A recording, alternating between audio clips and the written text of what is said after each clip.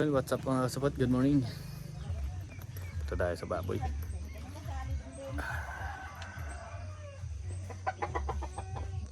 Nakapunta ka doon sa Quiapo? Wala. Wala. Kagabi, inatid ko yung kandyan sa pangarap. Bumalik mo na ko at pinatid lang yung kuwan ni Sambong doon sa gate. Bilis talaga ng baboy lumaki, no? Oh. Wala pa isang buwan. Wala pa. Gala yan. 18 pa yan. O, 18 mo nga pa rin nakuha yan. Kala ko nga 28 pa. 18 pala eh. Wala pa. Pag nag-apat na buwan yan, makita mo. Huwag naman apat. Ha? Huwag naman apat. Mga ilan? Kahit mga tatlo, no? Tatlo. Oo, Yan yung pwede na. yan yung saktong benta. Pigihan na yan. Pag nagtatlaw. Nakita mo nga pigi niyan. Yabi na nga yung mga masil-masil nila, no? Walang? Ito. Sige, busin nyo muna. Sa'yo din nyo muna yan. Mamaya naman. Nagtatalsikan eh.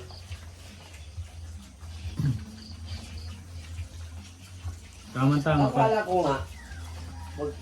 Papalayan na kaya yung mga parang malapit na kapabara ko itong mga. Oo nga, parang mga maga, no? Wala pa yan. Sabi ko. Mga bata pa yan. Ano yung mga... Oo. Pag nangyari yun, ibig sabihin, hindi yan lalaki. Ganyan na lang yan. Oo. Pero malalaki yung nanay eh. Malalaki. Mga mamaw yung nanay yan.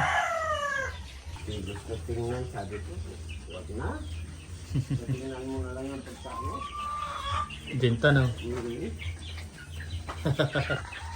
Ang sisigla eh, no? Oo. Bumili ako ng apat ulit. Apat na ano, bali pang siyam na. Oo. Tapos- Tama na yan? Tapos pag Oo, malalaki. pagkaubos niyan, bibili pa ako daw ng isa noon. Tapos ihahalo na natin sa grower para hindi sila mabigla ba sa pagkain. Yun na. Kasi Maganda yan. malalaki yung ano eh, grower malalaki na eh. Kasi yung panghuli nun, yun ang kuwan, O yung grower.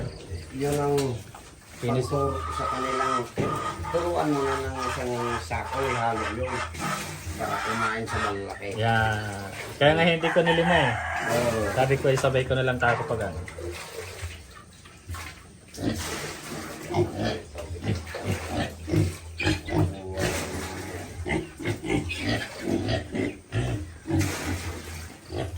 Busin mo ngayon dito sa ito.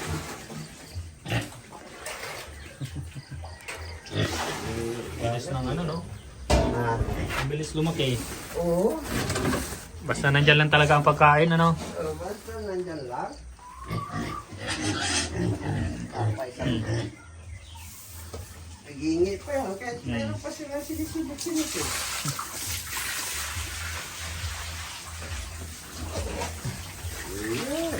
Na, May kitubig lang kasi sila kaya. maganda yan. Maganda yung makitubig.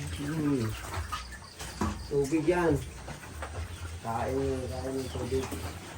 Pagkakain, tubig ano.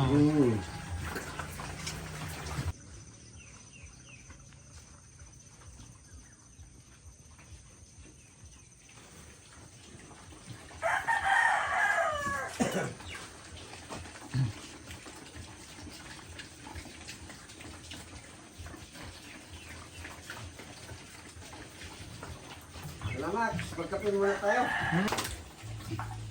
Yan guys. Bagong ligo sila. No? Niliguan ko sila. Ganda. So ano pa lang yan mga kasupot. Magwa 1 month siya ngayong 18.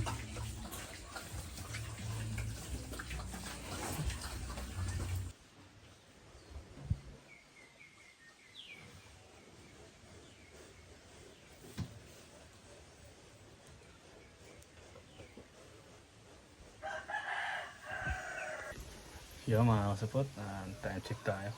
Alas 2 ng hapon. So maya maya, biyahe na rin ako. At chinek natin yung baboy. Pinatiguan kanina ni Bossing ulit.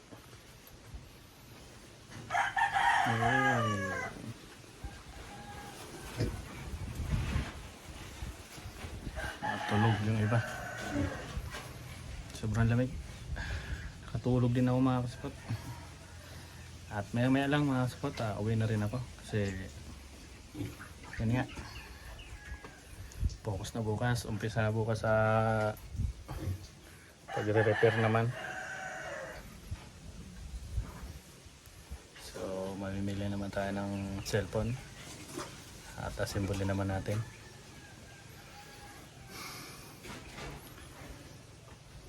So bumili pala ako kanina ng 4 na sako bago pumasok dito kasi medyo malayo. Medyo mahirap yung pagbili. Ay.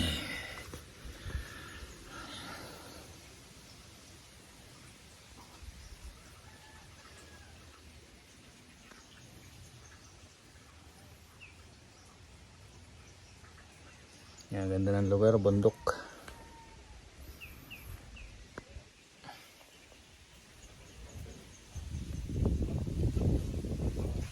Sarap pa ng hangin, napakahangin. Oo.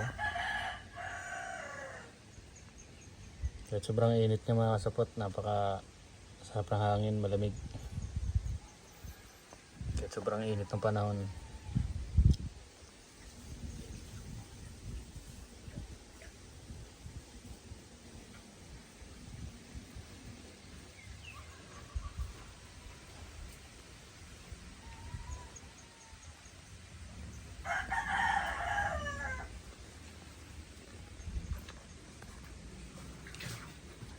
Mga first week ng May. So dispatch na natin sa mga nakakapanood nito. So abang-abang lang kayo mga kasapot kung kikitain ba natin. Nakakatawa kasi mag 1 month pa lang siya sa 18, pero yeah, kita na agad yung result. Kaganda oh, pero so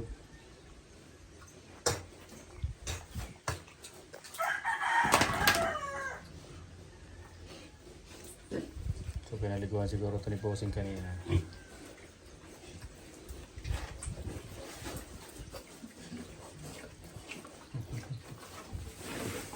Nagahal-hal sila.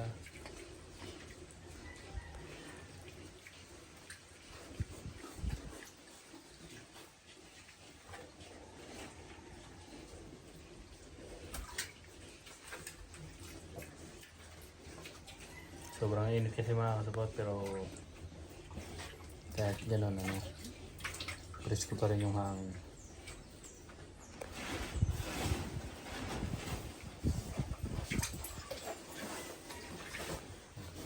Sila.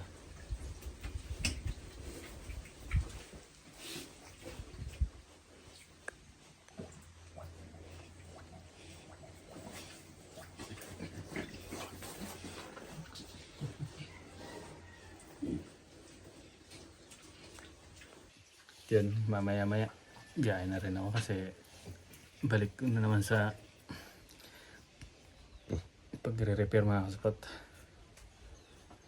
Siguro balik na natin ito dito mga April na. Mga April,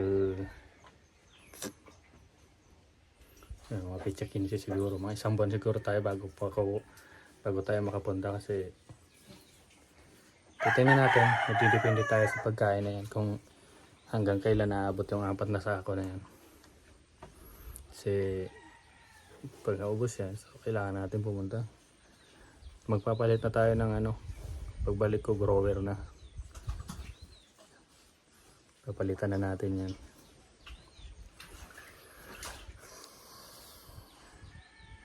So kulang pa siya ng isang starter. So pag bili natin ng grower, ihalo natin yung starter kasi nga hindi naman natin siya pwedeng biglayin na grower lahat kasi baka yung tiyan nila. Ay, init. Sobrang init mga kasupot. Sobrang init. Sarap ng ano dito. Sarap ng lugar.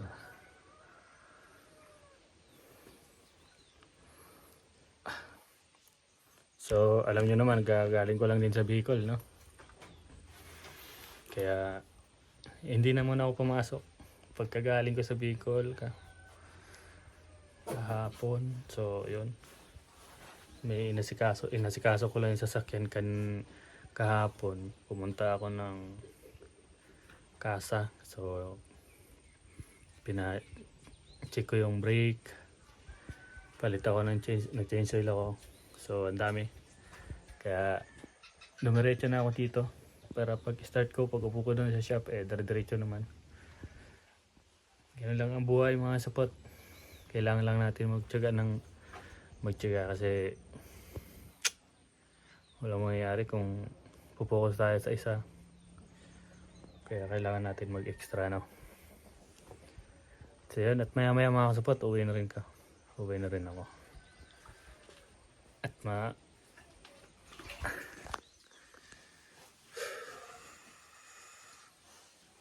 ayun sila. Naligo sila dun sa lagayan nila ng tubig, tulog. Ito yung binili kong 2 drum mga kasapot. So far so good naman. Okay naman. Happy naman sila. Mga spot, thank you sa pag-aabang ng mga upload ko. Kahit paano nandiyan kayo. Alam ko habang patagal parami tayo ng parami. Dati yung mga upload ko walang nanonood, pero ngayon may mga nanonood na. So yun, maraming salamat sa inyo. Patuloy nyo pa rin ako supportahan mga support kahit paano. Abangan nyo lang yung mga upload ko mga kasupot. Kasi ito yung ano ko dito hanggang paggawa nito kasi mga kasupot, hindi nyo ako napanood na gumawa nito. Kami yung naghukay nito. Tapos ito, pinagawa ko na lang tong kaya subaybayan nyo lang mga kasupot yung mga vlog ko tungkol dito sa baboy at sa pag-repair na rin. Pumupulot din naman ako ng aral kahit paano. So hanggang sa paggawa, pagbili, at pag-check ng buwan, linggo, hanggang sa ma-harvest na natin itong mga kasupot. Sana subaybayan nyo rin. At bukod sa pag-harvest, bibili pa tayo. Harvest, bili, harvest, ganun lang. Hanggang sa magkaroon tayo ng inahin na 2 para hindi na tayo bibili. Yan. Hintayin tayo na kayo mga kasupot. Sana subaybayan nyo lang yung aking mga vlog. Thank you for watching mga kasupot. Peace out.